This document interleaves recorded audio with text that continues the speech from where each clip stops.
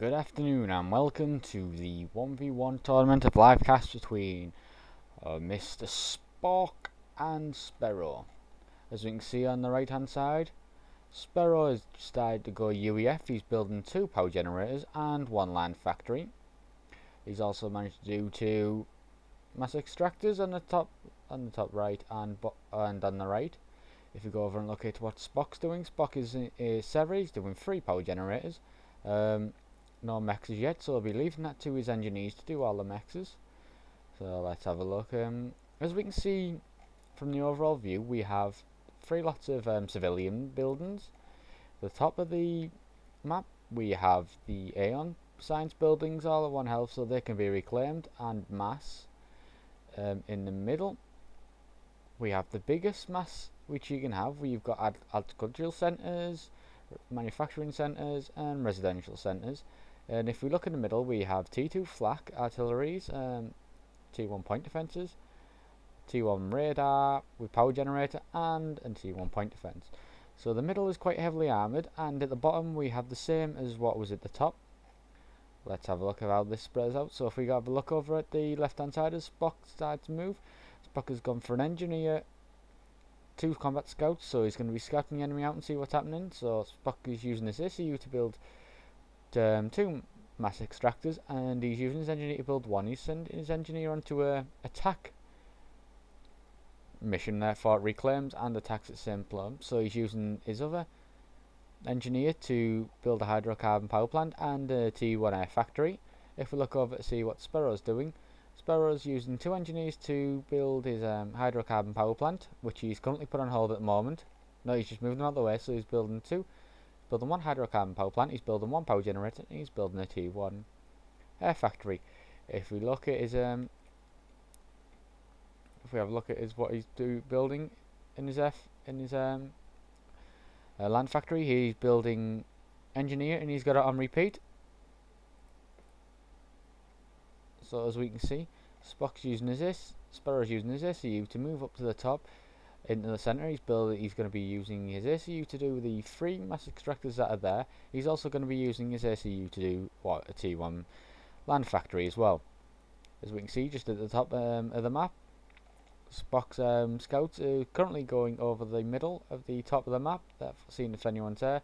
And at the bottom, if we look at the bottom, there's a scout war going on. Sparrow's scout v Spock's scout. Spock's scout has just completely wiped out the UEF scout, which is a lot better.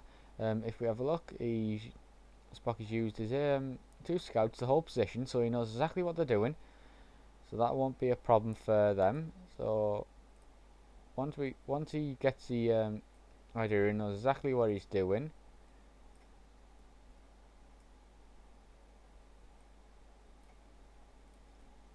Usually both of them will start going for the middle, start reclaiming the mass. It'll either going to be a one-way fight or a 2-way fight, and they're both probably going to kill each other. So if we look over to the left-hand side of Spock's building, he's got his engineers to build a huge line of power generators right on the edge of there, so no tank can hit him, but artillery can easily hit him. He's already started building on his first air factory, and if we look where his ACU is, he's built 1 land factory, he's got another 1 building, he's got 2 more building. So as we can see, he's using these 2 engineers here to go down bottom. Sparrow's got a T1 bomber, so he's currently scouting the area with his T1 bomber to see is there any engineers there. If there is, I'm going to start bombing them. As we can see, at Spock's base, he's designed to go light artillery. Light artillery is the best unit that Seraphim have. High damage, high range, incredibly inaccurate though. Once a fire, if the target moves, they can easily be moved. He's used 1 of his T1 engineers to build a radar in the middle, so that'll get around about half the distance up there, around the walls. That'll probably reach the walls if we have a look, just to see how far that reaches. Yep, just over the walls in the middle, so you'll know if Sparrow starts moving attack in the middle, we'll know directly if there is a problem. If not, obviously we can see everything there. He can also see the T1 bomber at the bottom, taking out his 2 engineers. He's already took 1 engineer out. He's just starting to work on the second one. The second one only has 9 health left. So 1 pass, and here comes a pass, and that engineer is now dead. So he's got another radar up there near the ridge. So now you can now see, as we can see, the radius that he has.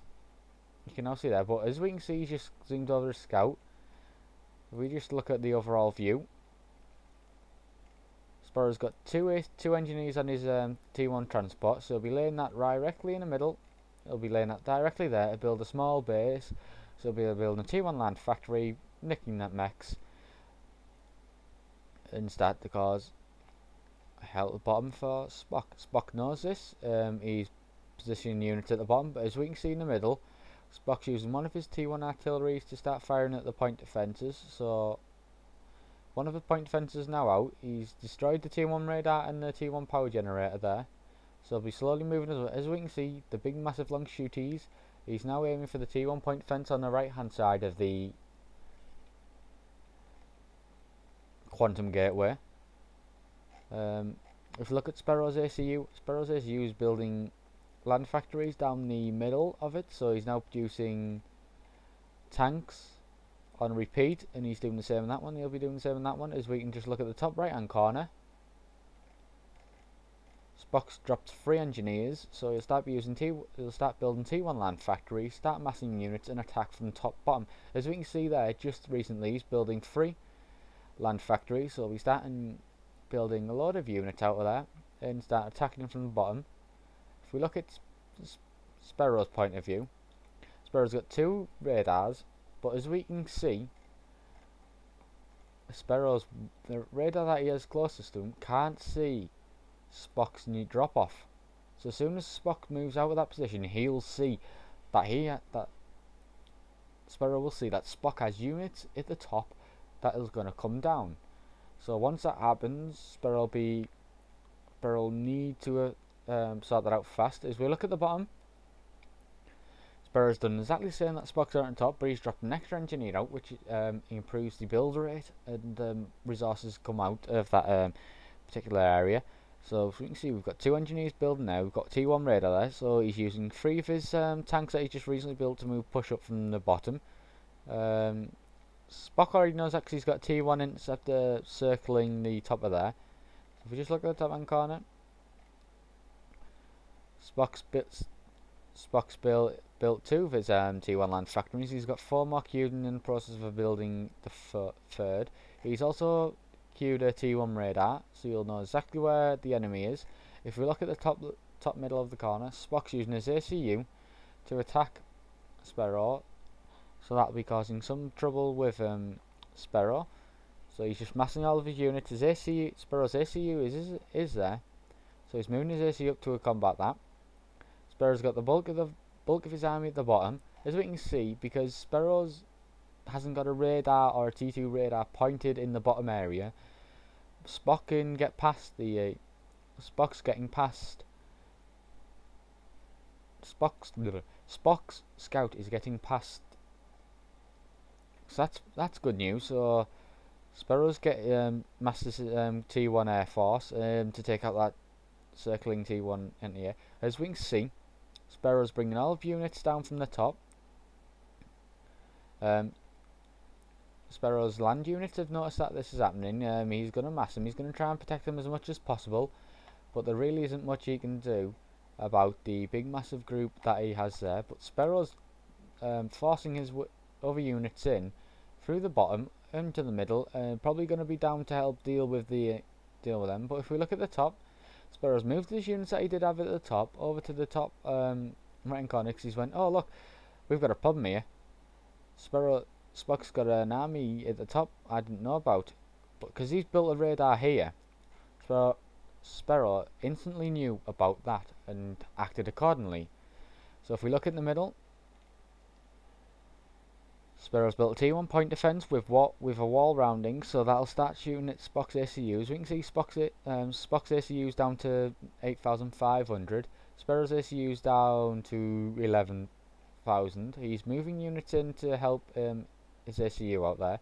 As you can see at the bottom, Sparrow's moving all his land units down to the bottom to try and help the land factories at the bottom instead of so they're not going to get killed. But one of them's already been killed, and the other one's it's just a moment. It's just a time. 700, 400. Nope. No. 200. 44, 45. There's one more shot. One more shot killed it. So Sparrow's lost the forward base at the bottom there. So his units are going to have a little problem there. As we can see at the top, Sparrow's killed his Sparrow has definitely just killed Spock's ACU. So Sparrow has won round 1